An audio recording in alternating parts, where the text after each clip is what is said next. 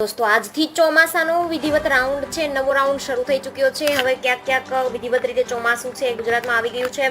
હવે ક્યાંક છે એ વરસાદ પડ્યો છે, પણ હજુ અમુક વિસ્તારો એવા છે જાણે ઉત્તર ગુજરાતમાં વિસ્તાર હોય તો હજુ પણ ત્યાં વરસાદ છે એ પડ્યો નથી। તો દોસ્તો આ રાઉન્ડ છે એ 7 દિવસનો રાઉન્ડ છે અને હવે ગુજરાતમાં સતત 7 દિવસ સુધી વરસાદ છે જોવા મળશે। લાઈવમાં તમે જોઈ રહ્યા છો એ પ્રમાણે સારું એવું એક્ટિવ અરબી સમુદ્ર થઈ ગયો છે અને એના કારણે સમગ્ર ગુજરાતમાં જે અમુક વિસ્તારો બાકી છે ત્યાં વરસાદ હવે શરૂ થઈ જશે। તો દોસ્તો આગળ વાત કરીએ તો હવામાન વિભાગે જે આગાહી કરી છે એ મુજબ 7 દિવસ સુધી ગુજરાતમાં સાર્વત્રિક વરસાદ નોંધાવાની આગાહી કરવામાં આવી છે। મહત્વનું છે દોસ્તો આજથી એટલે કે 28મી તારીખથી આ નવો વરસાદનો રાઉન્ડ છે શરૂ થઈ ચૂક્યો છે। જે તમે જોઈ રહ્યા છો એ પ્રમાણે લાઈવ ગુજરાતમાં વરસાદ છે અલગ અલગ જગ્યાએ વરસી રહ્યો છે।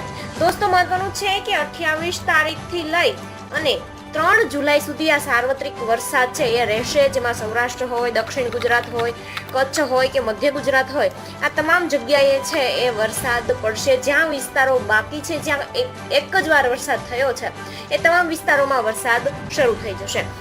હવે આ વરસાદના રાઉન્ડમાં જે વિસ્તારો કે તાલુકો બાકી છે ત્યાં પણ વરસાદ પડી જશે। અને વાત કરીએ વાવણી લાયક વરસાદની તો દોસ્તો આ રાઉન્ડ છે એ સામાન્ય વરસાદનો રહેશે, એટલે એના કારણે જો તમારો પાક ઉગી ગયો છે તો આ પાકને કોઈ નુકસાન થશે નહીં, એટલે ખેડૂતોને કોઈ પણ જાતની ચિંતા કરવાની જરૂર નથી। અને હાલમાં જે તમે ગરમીનો માહોલ તમે અહેસાસ કરી રહ્યા છો, વાતાવરણમાં જે ગરમી જોવા મળી રહી છે એના લીધે આ વરસાદના રાઉન્ડમાં મધ્યમ ગતિથી આવશે એવું લાગી રહ્યું છે। અત્યારે જો અરબી સમુદ્ર એક્ટિવ છે, પરંતુ એક દિવસ બાદ ફરી ઠંડો પડી જશે, એટલે એવું છે કે આ વરસાદ છે સામાન્ય વરસાદ રહેશે। વાવણી પછીનો જે વરસાદ કેવો હોય એવો વરસાદ છે એ રહેશે। અને આ વરસાદના રાઉન્ડ પછી જે મધ્યમ ગતિથી વરસાદ આવશે એના કારણે વાતાવરણમાં સારી એવી ઠંડક પણ પ્રસરી જશે અને વાતાવરણમાં જે ગરમી છે એ પણ ઓછું થઈ જશે।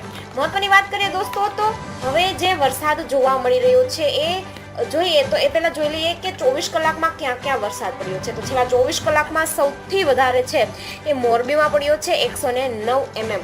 ત્યારબાદ વાત કરીએ તો ગીર સોમનાથમાં 78 mm, જુનાગઢમાં 71 mm અને રાજકોટમાં 74 mm સૌથી વધારે છે આ વરસાદ અહીંયા નોંધાયો છે। હવે મધ્યમ વરસાદ કહીએ તો એ પોરબંદર, બોટાદ, અમદાવાદ, આણંદ, ગાંધીનગર, અરવલ્લી, દાહોદ આ બધી જગ્યાએ મધ્યમ વરસાદ પડ્યો છે। અને હળવો વરસાદની વાત કરીએ દોસ્તો તો હળવો વરસાદ છે એ સુરત, વડોદરા, પંચમહાલ, છોટાઉદેપુર, બનાસકાંઠા, સાબરકાંઠા, જામનગર આ બધી જગ્યાએ હળવો વરસાદ છે એ જોવા મળ્યો છે। તો દોસ્તો આગળ વાત કરીએ તો આવતીકાલે છે એ કઈ જગ્યાએ વરસાદ જોવા મળશે અથવા તો આજે કઈ જગ્યાએ વરસાદ જોવા મળશે તો દોસ્તો આજે સુરત, નવસારી, દમણ, દાદરાનગર હવેલી ને વલસાડ આ સ્થળોએ ભારેથી અતિ ભારે વરસાદ થવાની શક્યતાઓ છે। અને સવારના જે સમાચાર મળી રહ્યા છે એ મુજબ આ તમામ જગ્યાએ વરસાદ શરૂ પણ છે।